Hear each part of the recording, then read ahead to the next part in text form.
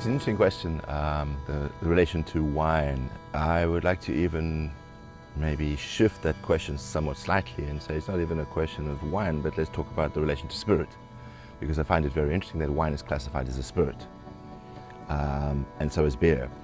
Now, you might recall that in 1995, one of the things I did was make a self-portrait, which is a broken bottle of Heineken beer.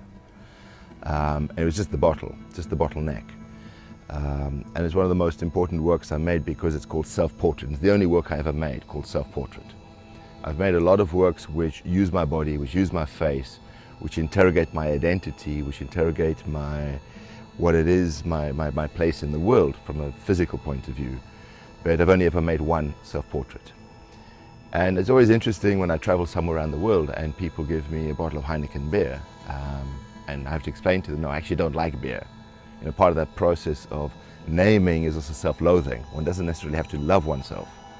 But I'm very interested since a very early day in this process of how art gets conjured, how we bring art into existence. And part of that process is somehow Dionysiac.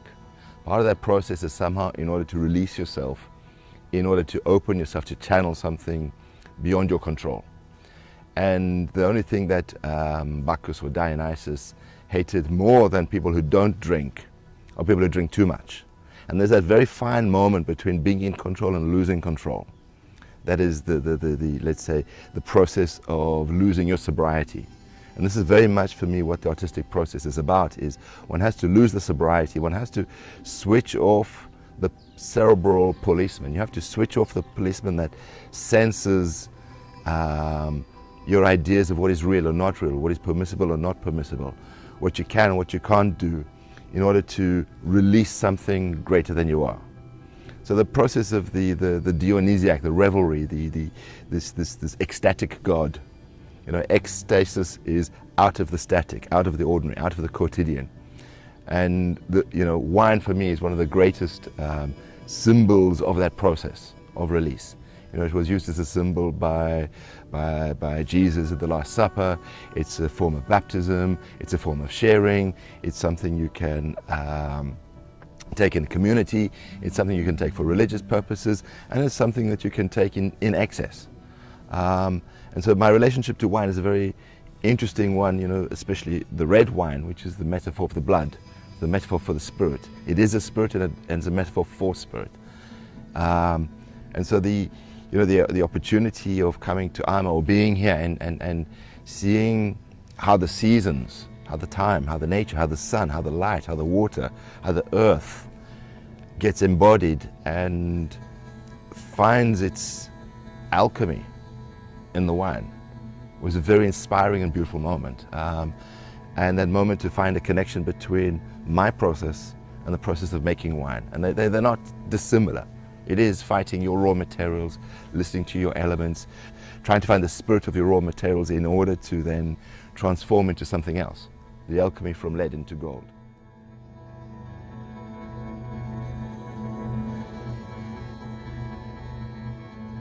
I always have a problem with the word site-specific, because it generally presupposes that a work of art has been made for a site. And in thinking about the work in those terms, it's for instance, I have a huge problem with the word found object for the same reason. Because what the found object does is it transforms the ego of the artist into something monumental. I find, therefore it exists, as if there is no such thing before the artist arrives and declares. I prefer to, instead of using the word found object, I prefer to use the word lost object, because the lost object presupposes it had a life before it encountered the artist. And in that way, there's respect to that whole history that has to be accounted for, that has to be discussed and thought about in order to decode what that object is. So the artist is in that way participating in a bigger narrative than their ego declaring, I find, therefore it is. And the same with site-specific. Indeed, a lot of the works that I make is very specifically connected to a place. But the place is not the point. The place is the dialogue between me and the place. the dialogue with the history, the dialogue with my history, the history of the place. These two things intersecting, these two narratives that come together in a very precise moment in time where you have these two worlds overlapping and creating a new dialogue. So the work is made very specifically for the site, but the site has a history, and one needs to acknowledge that history, respect that history, break that history, challenge that history, and in the same way allow yourself to be challenged. Allow yourself to be challenged by those histories. So it's in that dialogue that the works, for me, that are the strongest works at Castello di Alma come into being, because it's these intersections, there's two paths which meet at the crossroad. And I think that for the future, to ask the question, how do I see it going? I think it is very much about the dialogue, because the work of art doesn't begin or end on the physical site where the work gets installed. The work of art is the dinner, the lunch, the discussions, the wine, the air, the silence, the crickets, the cicadas, the birds. It's everything. All of these things need to be part of that site. And one cannot offset the nature from the art that moves in. I think very often what we call site-specific art looks like something that fell from Mars and landed in a place, with the ego of the artist saying, I made it for you, therefore it's site-specific. It's the fragile dialogue of thinking about connection, which is about empathy, which is about the artist opening themselves up to the spirit of this place, and allowing the spirit of this place to collaborate in the production or the creation of something which is that beautiful conversation between time and place and experience.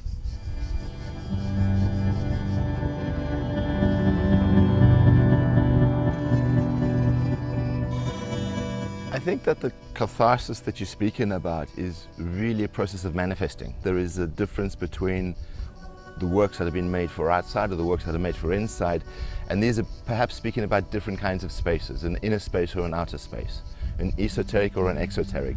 And of course then there's the beautiful work of Kabakov, which is somehow between inside and outside.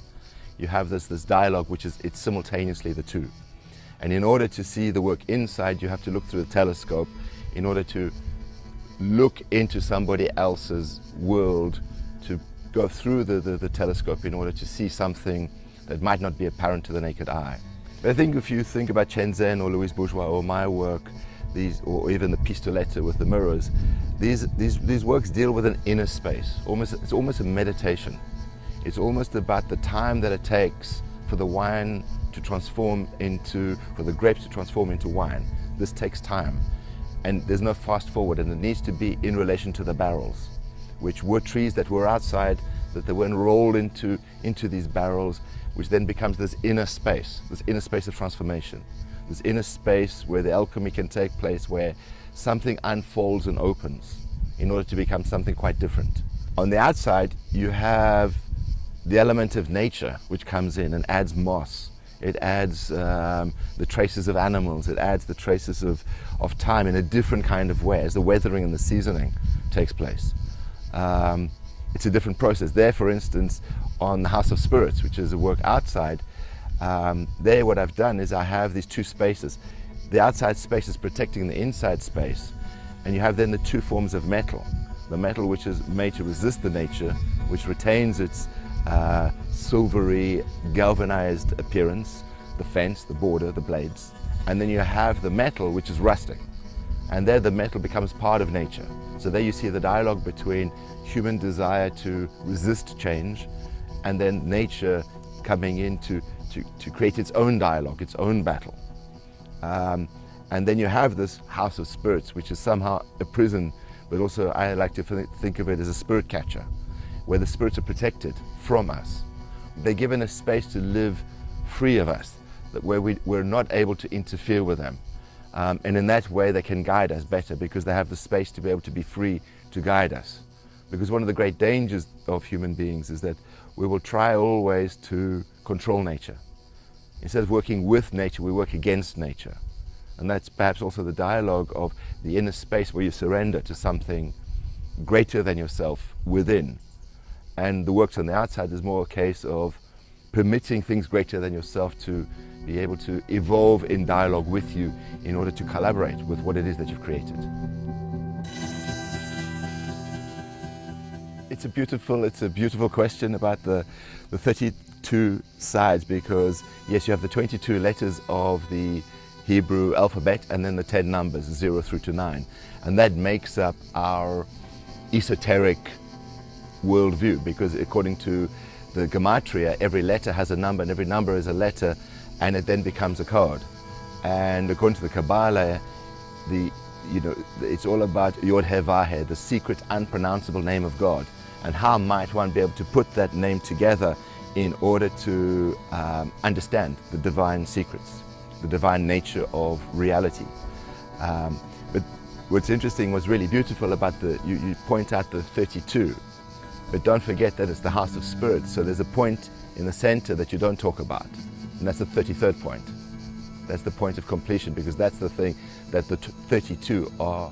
Because when you also in mysticism, esotericism, you have your 4 directions, then you have your up and your down, but the last one is always the inside.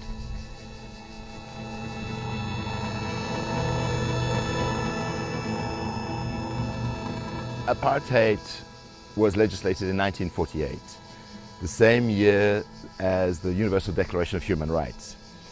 And apartheid gave a name to racism. Apartheid has always existed. It was called slavery. It has been around since there were human beings, since the first humans decided to create their farms and stop being nomadic and create a sedentary life. With that, they created a border, and as soon as there was a border, there was people on this side of the border and people on that side of the border, and so racism gets born. You're either with us or you're against us. As civilizations evolved and grew, so the idea of the outsider became more and more of a threat.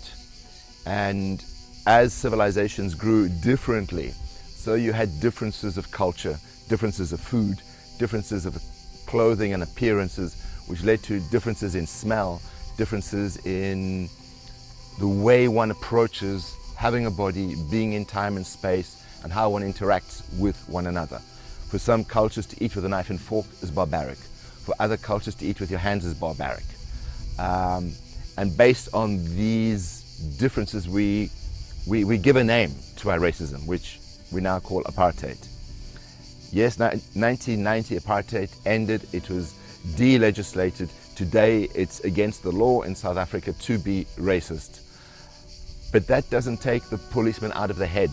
When I spoke earlier about the role of Bacchus, Dionysus, and alcohol, and there's a beautiful quote by Aleister Crowley where he says, when the artist gets drunk, they reveal their genius. When a normal person gets drunk, they just become crazy.